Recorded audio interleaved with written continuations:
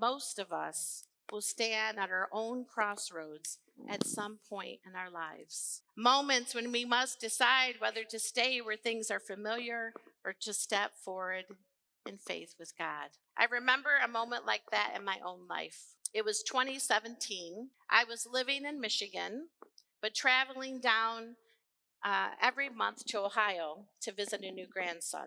My life in Michigan had been rough for a couple of years. I had ended an engagement, moved to a new place by myself. My children were grown and living their own lives, and for the first time since I was 18 years old, I was all alone. I struggled daily with depression, and the only thing that gave me joy were those monthly visits to Ohio. One day, my daughter asked if I would consider moving closer, and I paused and thought, could I really do it? Could I leave a place that had been my home my entire life? At 44, I found myself at a crossroads. Behind me was everything I knew, and in front of me was a future that I couldn't see. Looking back now, I realized something profound. At that moment in my life, I was standing at the edge of my own sea. That step of faith changed my life. It gave me space to heal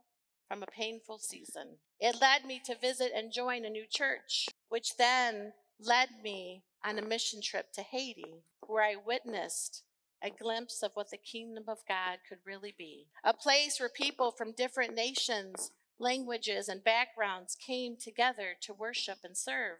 And that experience eventually led me into the discernment process for ministry, which then led me to you.